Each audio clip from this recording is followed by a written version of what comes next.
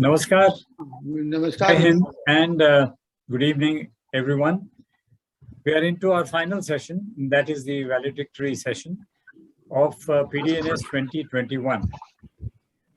It's been a wonderful set of presentations since yesterday, and we are much the wiser at the end of all those sessions. We are now looking forward to an appropriate closure to this year's conference. And we are extremely fortunate that we've also got an outstanding personality to give us the valedictory address. Dr. Rajiv Kumar is no stranger to PIC. We have heard you a few times here at the PIC, sir. And every time it's been a wonderful experience. We've had a lot of things to take away from your earlier talks and addresses. Thank you. May I say a few words by way of introduction? Not that the Vice Chairman of NITI Aayog needs an introduction, but nevertheless, Dr. Rajiv Kumar is a PhD in economics from Lucknow University and a DPhil from Oxford University in the UK.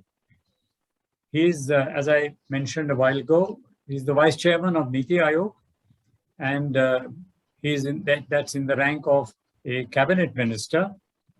He also serves as the Chancellor of Gokhale Institute of Economics and Politics here at Pune. So you're partially Punekar, sir, if I might venture to say that. Absolutely. And we're very proud of that fact.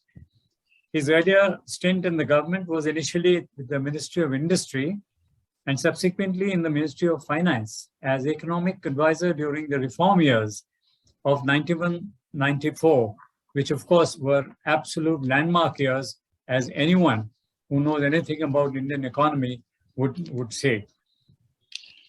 He also served as an independent director of the central boards of the Reserve Bank of India and the State Bank of India. So a very multifaceted personality, Dr. Rajiv Kumar, and he brings with him a wide experience of having worked in the government, the academia, industry association, as well as his international financial institutions. So we're very privileged to have you give us the valedictory address, sir. The floor is yours. Thank you very much, General Pratankar. Dr. Mashelkar, my first boss in the government, Dr. Vijay Kelkar, Mr. Haldar, eminent participants of this conference, and first and foremost, I must congratulate the PIC, the Tribune Group, the PPF, and CAS for organizing this conference. This is not only just timely, but also most relevant in the present circumstances. I've had the privilege, the opportunity to go through a short summary of the sessions that have happened so far, and I must confess, I completely endorse what General Pratankar said about the very high quality of the discussions in those previous sessions and their focus on the most topical issues that we face today. So, it's a real privilege and to be invited by Dr. Mashelkar. And as I told him, as I said to him, it's never possible for me to not say yes to when either he or Dr. Vijay Kelkar asks me, commands me to play a role. So here I am, and I hope what I have to say will be an appropriate finale to this wonderful two-day dialogue conference that you've had. But gentlemen, I hope you'll agree that 2 days is quite enough for talking about disaster, and how much more can we do about that? And I've seen the background papers which have been prepared very well in all the sessions, and I think pretty much all aspects of disaster are in some sense covered, especially the pandemic that we have. And I feel just most appropriately that people have also pointed out to the fact that yes, pandemic is one and we have faced it and we've gone through it, But if we don't act now, there's a much bigger disaster waiting us, and which is the climate change. And I wonder if some of you, if all of you have seen a recent small video clip which is doing the round of the social media, which is an amazing video clip. I recommend it to you, and which shows a dinosaur addressing the UN General Assembly, and it's sort of there, and they've taken the General Assembly, the hall itself, and this creature walks in and takes the mic and short speech. But one of the most telling remarks that the people have gotten there, he says, "Look, we became extinct because a meteorite hit us, but you guys are going to become extinct because you're paying for it." And why are you doing this? Why are you paying fossil fuel subsidies to the fossil fuels, to the chemical fertilizers, to overuse of water, to overuse of ground extraction, to greenhouse gases, and and all of this you're subsidizing to taxpayers' money, and this is what will bring your extinction. So how can the human race be foolish enough to be paying for its own extinction? And I bring to your notice because this is so apparent in most democracies and even in autocracies actually at the moment, because it seems that some sort of a suicidal urge is almost upon us, because we know from the IPCC report today that 1.5 degrees is inevitable almost. And if 1.5 degrees is inevitable and we are going to go above that, cross that, then the trailer, as Dr. Mashelkar put it in his open address, is before us, which is in terms of whatever we are seeing in Kerala or Uttarakhand or even Maharashtra and other places, and all the cyclone activity, etc. So I think we need to now take real stock of not just what the disasters have been and how we should face and not learn from them, but also start learning from how to deal with disasters which are going to be, which we are going to be faced with, especially the apocalyptic climate change that might be with us on us quite soon. And here, because I've been pushing this agenda in NITI Aayog, and I know it's not very glamorous perhaps, because people talk about the energy sector, the transport sector, some of the manufacturing, the more difficult to abate sectors like steel and and fertilizers and so on, and how to reduce the carbon footprint there. I want to refer to the agriculture sector, and the agriculture sector, which contributes no less than 27 and some people say up to 34% of greenhouse gases in our country. And the agriculture sector where we need to now change the paradigm, and I'm using the word paradigm very consciously. We need to change the paradigm of our agriculture that we're doing, not just in India, but all over the world. And there are papers now, some very, very good papers written by people like Walter Yane in Australia, Bruno Doran in France, who's at the moment in Delhi, and by the FAO now, and by the International Forest Research Institute, saying that the industrial model of agriculture practiced by the advanced economies on very large pieces of land, heavy mechanization, and heavy doses of chemical fertilizers is no longer sustainable if you've got to protect the environment. And I think this message is becoming quite clear. And here again, I feel sad to say that for all the good reasons maybe, and for all the all the correct reasons, we subsidize this in our country. We subsidize the overuse of chemical fertilizers. We are subsidizing to some extent the use of weedicide and pesticide. We get between 9 and 16 sprays of this, on our apples that we grow. And also we subsidize the overuse of water in our country, and 89% of which is used for irrigation. Now, how can we possibly continue with this? Because agriculture must be brought to a sustainable model of what we call agroecology. And that agroecological model, in our understanding, and I've been pushing this for 2 years, and I'm very glad to say that Honorable Prime Minister has publicly supported it, and now it's included in the Finance Minister's budget scheme, that natural farming, natural agriculture, prakritik kheti, Bharatiya prakritik kheti paddhati can be the answer for this, to bring agriculture on an agroecological sustainable path.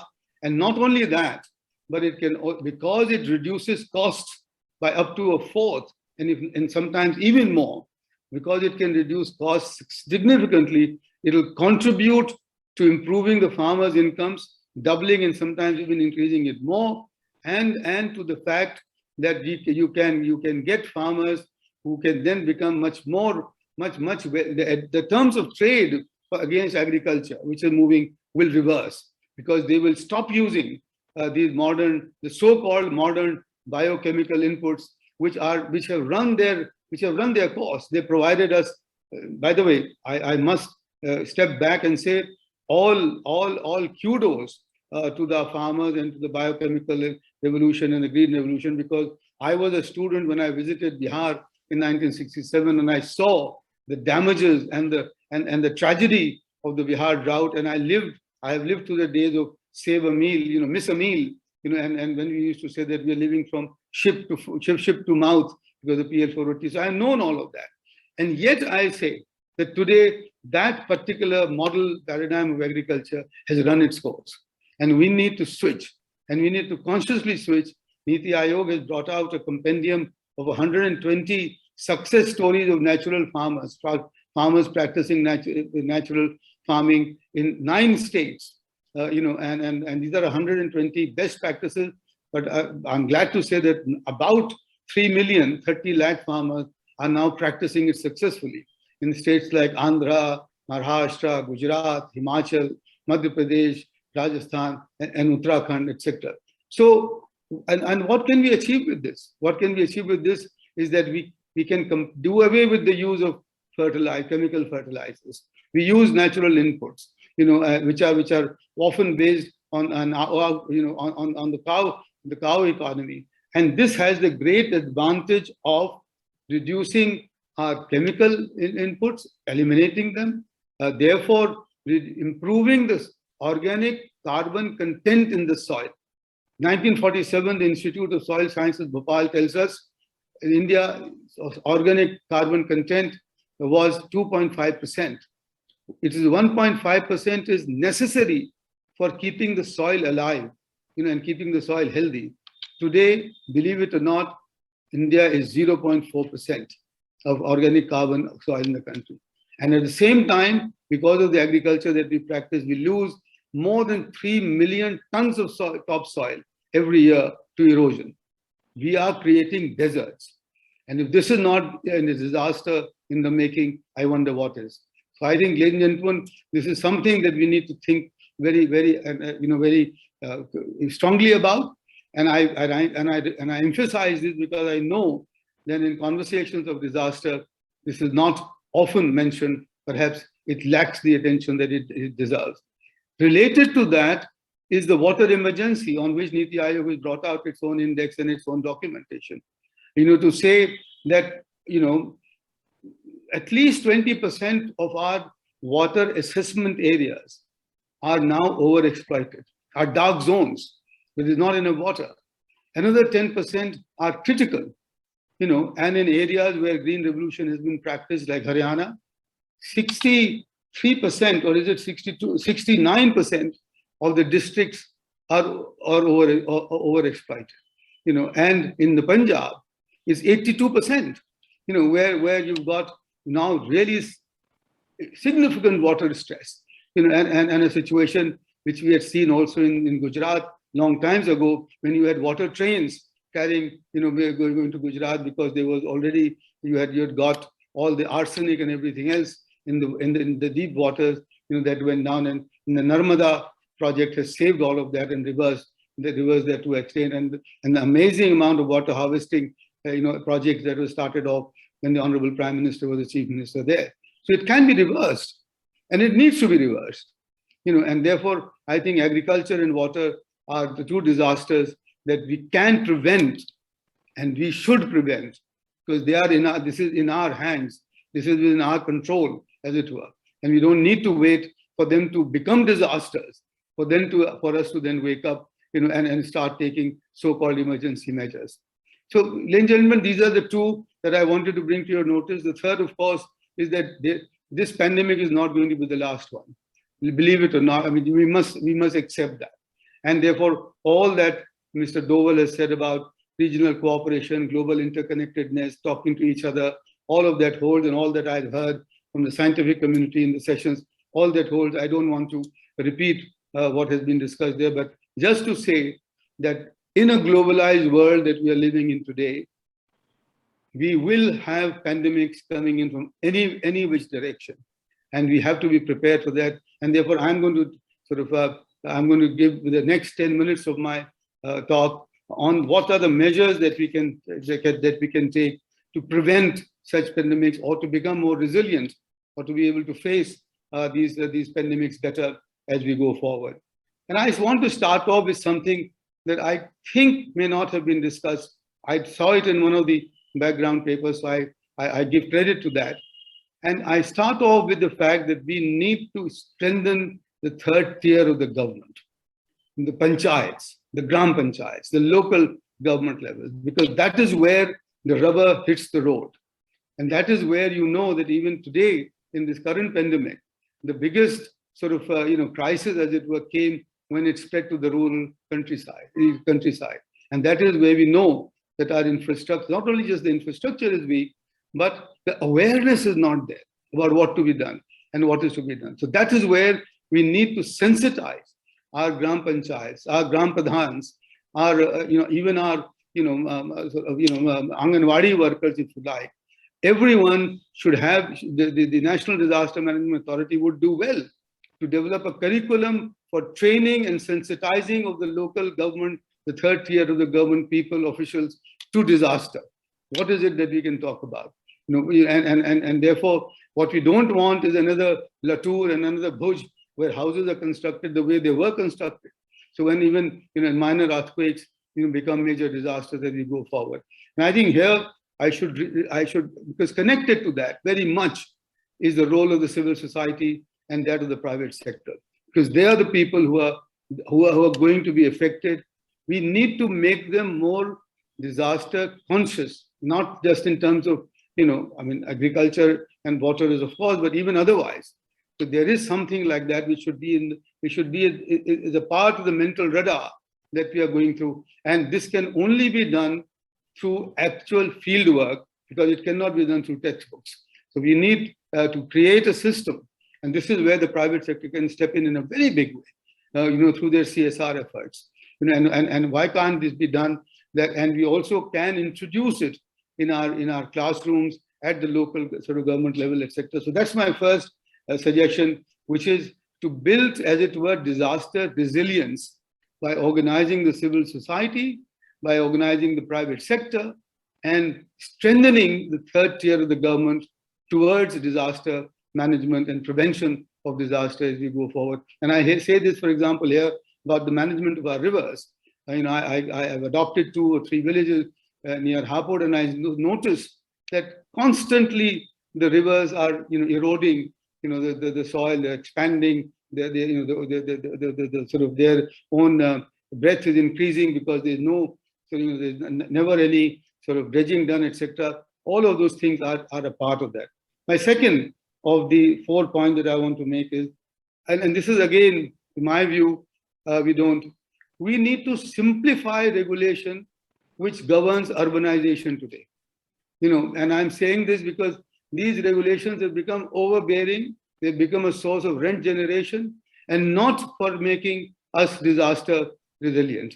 And that is what we should do. We should have simple regulations which will have disaster, because a large part of our country is in earthquake-prone areas, actually, and therefore what we need to do is to somehow make it such that they are actually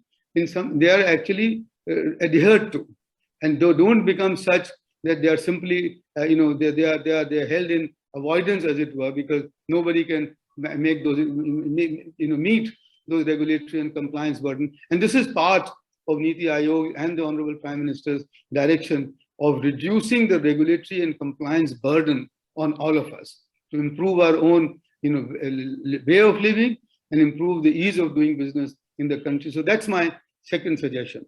The third suggestion, of course, is, I think I'm sure it's been discussed, is that we need a much better coordination across geographies and across administrative machineries and across levels of governments in the country. And I think this came out very strongly during the pandemic that we've had in respect to the migratory workers, that were moving.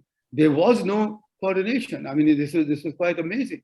And I don't know, maybe the Interstate Council, maybe the NITI Aayog, maybe some other organization, institutional mechanism has to be created and has to be galvanized, as it were, to create this, inter-government, interstate, across geography mechanisms where people, something can be activated when it's required, whether it's for floods or it's for earthquakes or it's for, pandemics, it is required. And this coordination mechanism, has to be created. And I don't know where it would be. And again, this is something that we need to ponder over and take concrete actions in going forward.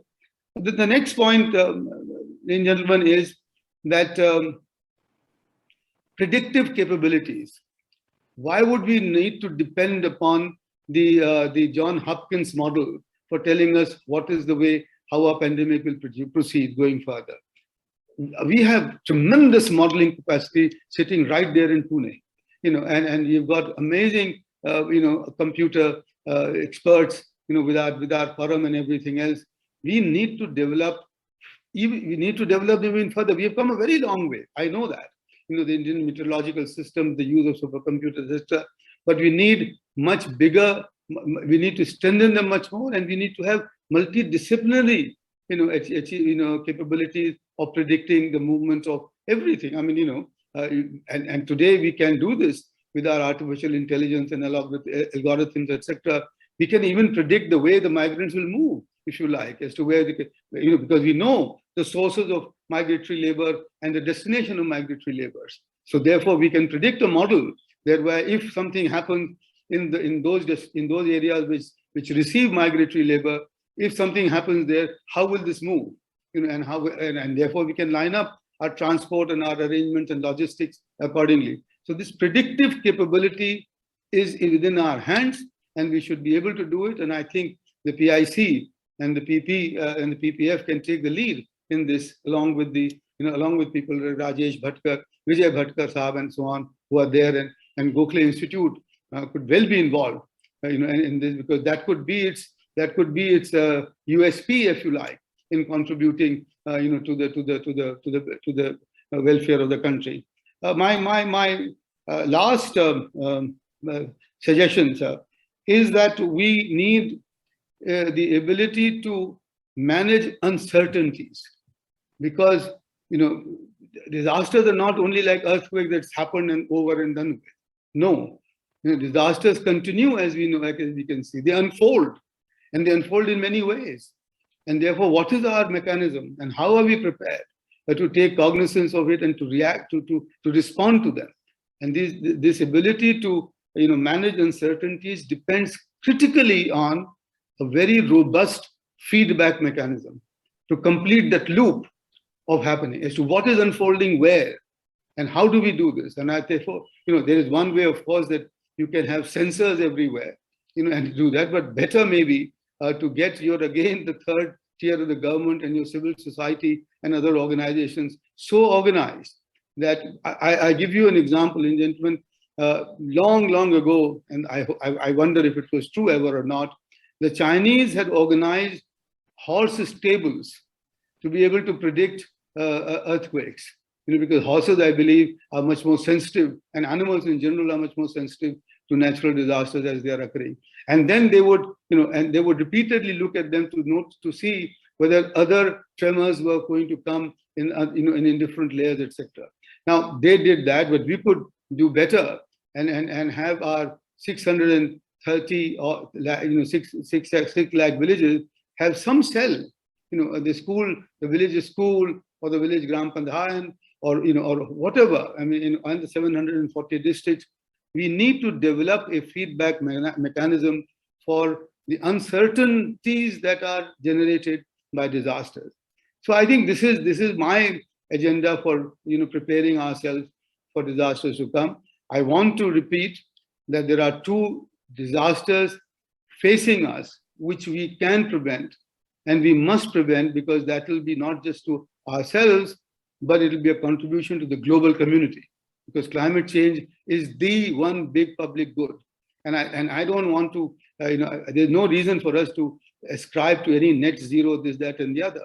But if we take care of our agriculture and water and serve as a model for the rest of the world, India can actually then, in some sense, fulfill its destiny of being the Vishwa Guru again, as Swami Vivekananda said. Thank you very much for this opportunity.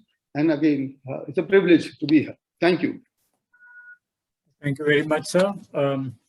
In fact, you have given us the pointers, and now it's up to think tanks like PPF and ourselves to take that thought further and make a few things happen by putting our heads together. And we will certainly work in that direction, sir. You have that assurance from us. Thank you. Thank you very much. In fact, we are very happy also that despite the fact that you are out there at Srinagar, so far away, but yet you found time to speak to us. I'm in Delhi. I didn't go to Srinagar. Oh, I did. All right. Right. The next is concluding remarks, which will be given by Shri P.C. Haldar, who is the president of PPF, who are our partners. And they've been our partners right through from the time PDNS was instituted in 2015. And we've gained a lot from that partnership over the years. A few words about Shri Haldar would be in order. He's, as many of you know, is a former IPS officer who has a deep interest in all aspects of national security, and with a focus on internal peace and social stability. He has considerable expertise and knowledge in these two aspects. That has become evident in all the discussions in which he's been taking part, and we've benefited from his experience. He has served in Bihar, Madhya Pradesh, Delhi, and in the Northeastern region. He was former director of the IB, Intelligence Bureau. He was a member of the National Security Advisory Board for 2 terms, from 2010 to 2014. He was also a member of the Task Force on National Security set up by the Government of India under the chairmanship of Shri Naresh Chandra, who did some very signal contribution to security. He has vast experience of working in the field of conflict resolution. He was actively involved in the peace process with the Naga groups in the 90s, and is currently the Government of India representative for peace talks in Assam and Meghalaya. With that brief introduction, may I request Shri Haldar to please give concluding remarks.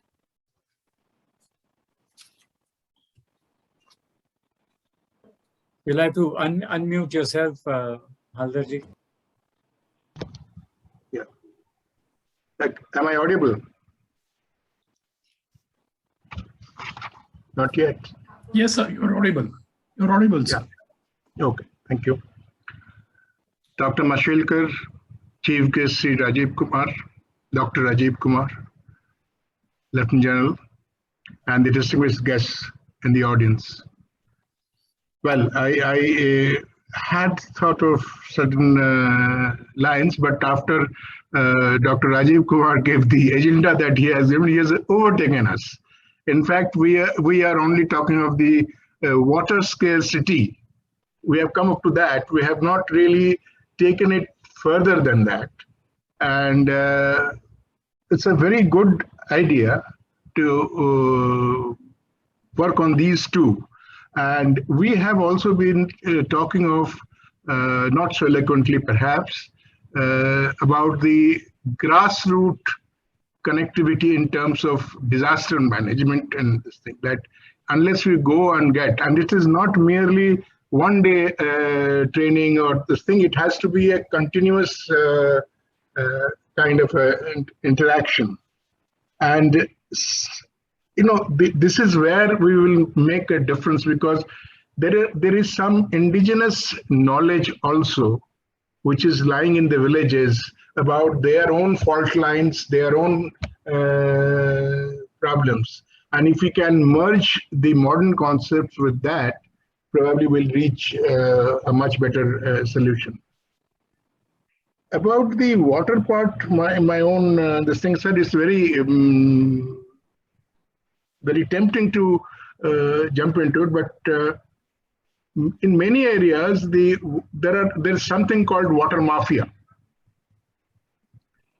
And so if you are going into those areas, then if they see that you are in any way interfering with the mafia, which brings in various water tank water and sells it, and those waters are brought from another area where probably they shouldn't have gone at all. So all these things are there. But I think the water is also, because we have done some calculation of ours, we feel Delhi itself is a big problem area for water. And similarly, there are very identified areas in the country where this is. Apart from that, sir, I would also add that arsenic poisoning of water in many areas is a major this thing. In Bastar area, we have, because of the iron ore, rivers have gone red. So the question is, this is not a very easily resolved problem, but I think that is something which, as you said, that if we have to live, we have to fix agriculture as well as the water. There's no doubt about it. Agriculture, sir, you mentioned this at a juncture when we ourselves do not know which way to go. In the sense that we were earlier banking on various reforms. Those reforms are taking it in a different direction. We want it in the different directions. So I don't know, we will probably need clarity on that issue, because right now anybody wanting to speak about agriculture in the villages where agriculture is the main vocation, I think we are asking for trouble, because your opinion becomes a weapon. You will either be beaten with it or you'll be held responsible for your own weapon. So that one, but rest of the things we can probably this thing we have also simplified the rules of urbanization, because that is where both corruption is there as well as inconvenience being caused is there. There is another area which, since you are in NITI Aayog, sir, we have digitalized many of the things, but digitalization is in the shape of make the copy of that document which is in paper and pass it across the computer, and it goes to him. So it's only adding to the facilitation of the clerk. It's not really digitalization of data entry or something. So that would also require, but some rest of it, I must say that these are very, very valid, and we would try and think about it jointly together with the PIC and see which direction we can go. So, but it's an excellent, I should say, valedictory address. You have anticipated the problems that we would have mentioned otherwise. Thank you. In fact, since you have covered a large number of ideas, what we want to say is that there is another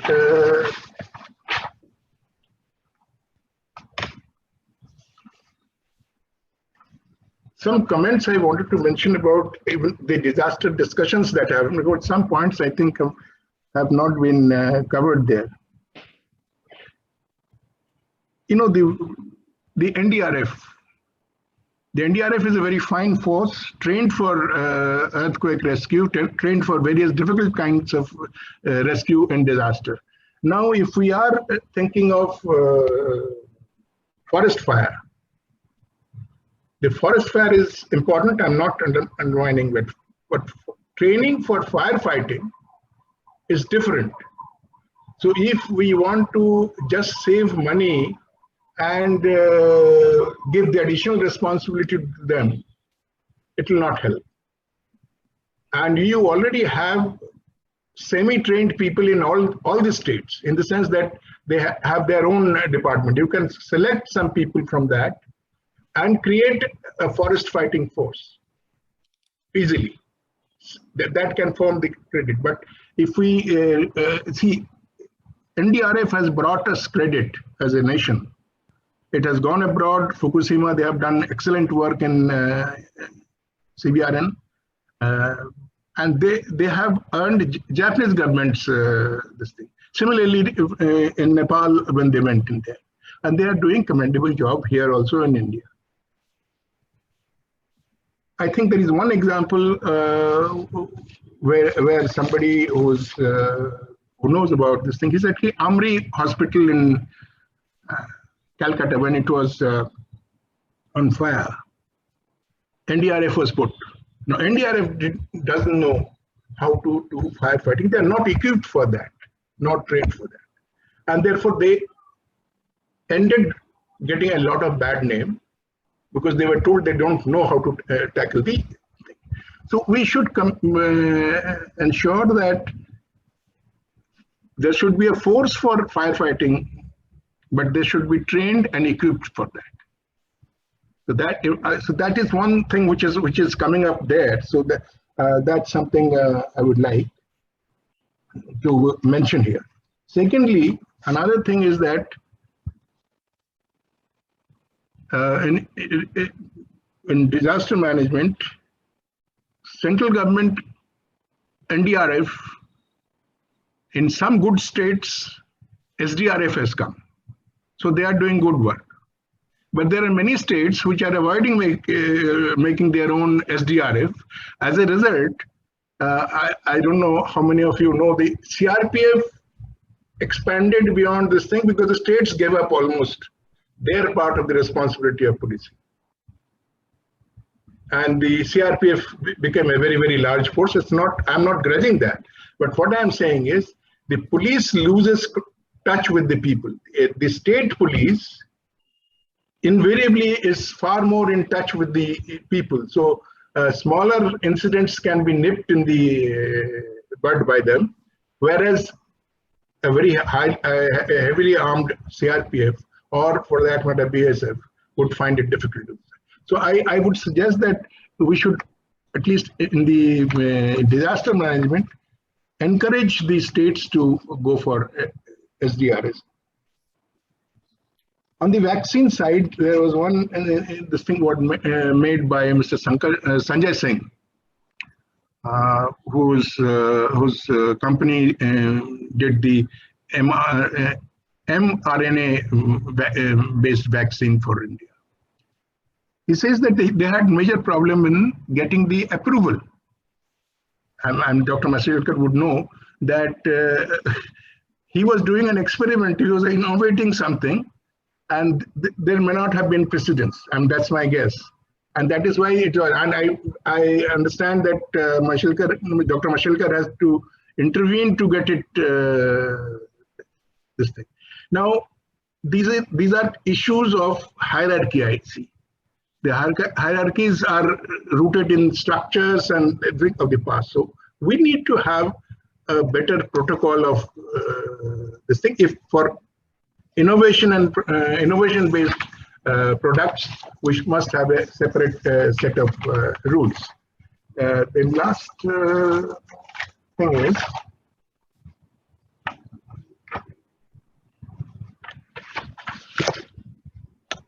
We also need in general a policy for disaster management where the policy framework should recognizes, understands and addresses the nature of interconnectivity, interdependence and links amongst the threats. No threat is single or isolated. In fact, we see the floods in Uttarakhand because there is a glacier which is melting. We don't. So these linkages, unless you understand, you cannot have a proper framework of policy. Each one will have a very robust policy, but may not help you in an. And there is invariably interdepartmental turf war, which adds to, even when government is prepared to give the thing, but interdepartmental turf war sort of prevents it from going in time. So you need to have a protocol for disaster management because there it is, time is of essence. Man-made disasters has been brought under the purview of the disaster management. Good in a way, but you have to see, given the system that we have, its misuse is also possible. And also that non-state actors and misguided youth from our own country can be exploiting the consequences of, like for instance, every disaster gives you a very large number of displaced persons, internally displaced persons. And those internally displaced persons are disgruntled even otherwise. And then it leads to various social problems. To avoid, therefore, these consequences, I would say that you need a proper protocol and a proper system. With this, I know you are in a hurry, sir, to go. I will conclude here. But I think these points, I could not stop my greed, you can say, to at least sound you about these problems. Thank you. Thank you very much. Thank you very much, Mr. Halder. You've actually, you live by your reputation. You're always the straight-talking person and speaking from ground level experience. That is one thing that we have always found in all your remarks, whether it was the debates within for PDNS or for whatever planning that we do jointly. So thanks once again. You have also given us certain pointers and pitfalls in whatever we aim to do in the future. It only remains for me now to thank everyone who's made this event an unqualified success. Let me begin by thanking our National Security Advisor, Shri Ajit Doval, for having spared the time from his extremely busy schedule. I mean, we of course see him only on occasionally on television, and his activities are reported once in a while. But otherwise, I realize for one how busy he must be, because whenever we tried to ring up his office, in one day he would be in 3 different locations, and the kind of mobility he has and the kind of schedule he keeps, it was really very kind of him to have spared the time to give us a very nice opening address, which set the foundation for this entire event. We are also extremely grateful to Dr. Soumya Swaminathan. She too is extremely busy because we were, of course, we were able to connect with Dr. Swaminathan thanks to Dr. Mashelkar. And even when he would contact her, at one moment she would be in Geneva, the next moment she would be speaking from Berlin. So it was again very kind of her too to have agreed to give us the keynote address, and we did benefit a great deal from that too.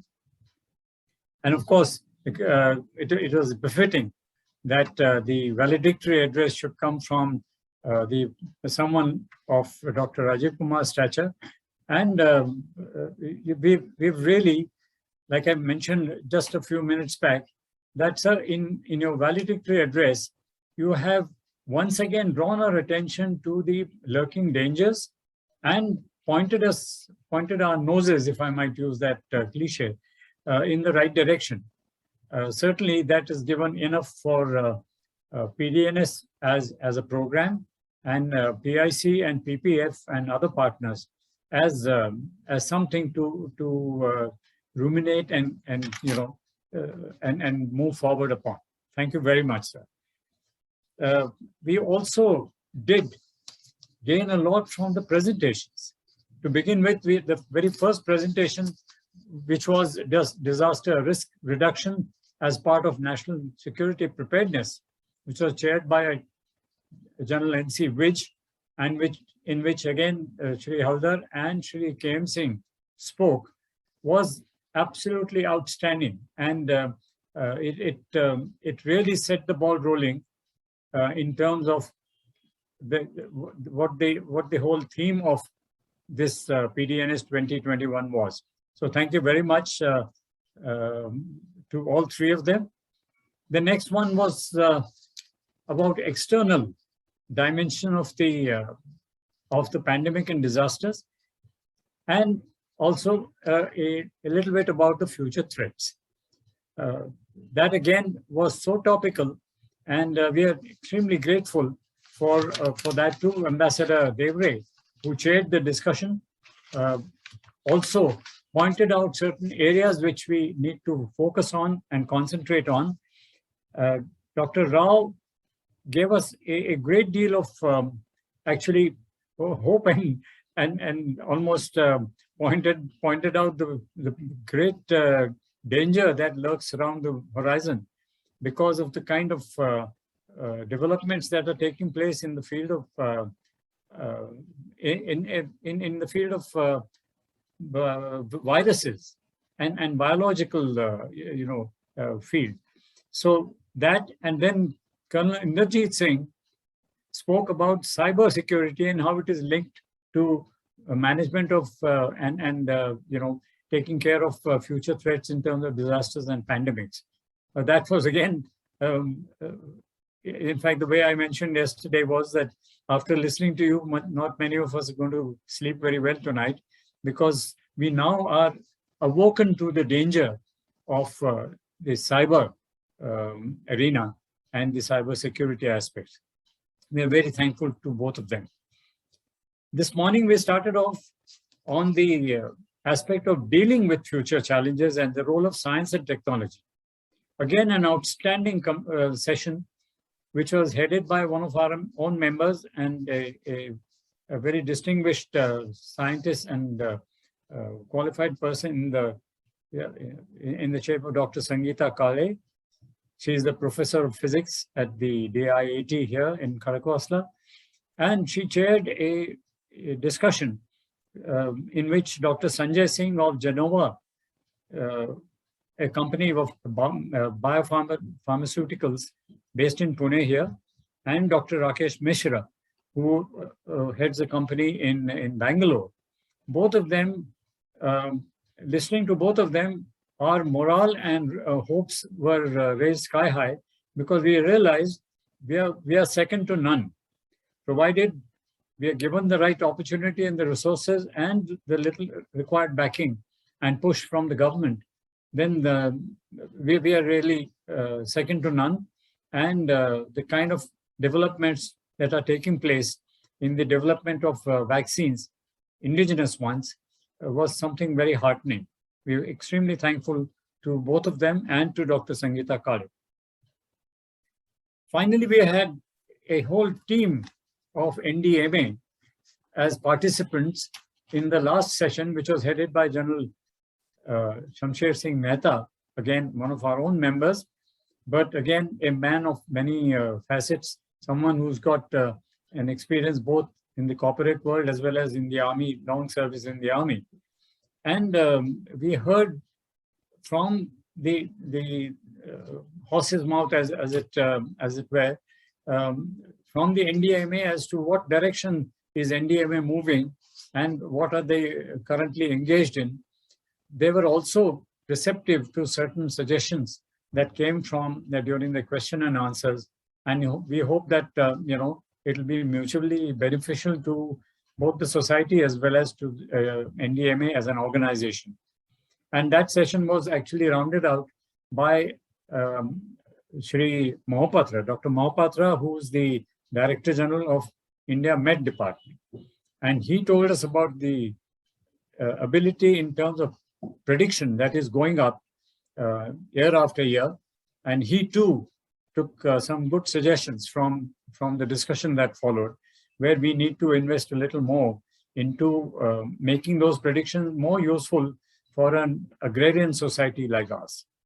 That was the fourth session. And like I started off by saying that what better manner than to have Dr. Rajiv Kumar give us the valedictory address, which rounded out the entire gamut of issue that we touched upon. So once again, thanks to you, sir. And thank you to Shri Haldarji for a very forceful and very convincing concluding remarks, which came straight from your heart. One could see that. I will be remiss if I did not mention and thank Dr. Mashelkar, Dr. Kelkar, the members of the core committee of the PDNS, who from time to time, in fact, Dr. Mashelkar and Dr. Kelkar, actually, I call them the beacon and the guiding light of PIC, respectively, because in all our activities, it is the sane advice and the sagacious suggestions from both of them that guide our activities. The members of the core committee of PDNS is a bunch of extremely friendly but extremely experienced people who helped me in shaping the agenda, the sessions, and the entire conduct of this year's PDNS. So I'm grateful and thankful to each one of them. Finally, the PIC team, headed by Mr. Abhay Vaidya, who is the director of PIC, and the staff. I wish I could name each one of them, but let me thank them collectively. I've done that in person just a short while ago, but I'll mention them again. And without their help and their extreme hard work, willing hard work, this event just wouldn't have been possible. So all in all, this has been a very, very satisfying experience holding PDNS 2021, despite the difficulties posed by the pandemic. And we were wondering if a completely online conference like this, stretched over 2 days and with sessions morning and evening, how would that really materialize? But I think we have now got our confidence that it can happen, and it can happen with great credit. Once again, thanks to everyone for all your help and assistance and the wisdom that you gave us. Thank you, sir. Jai Hind.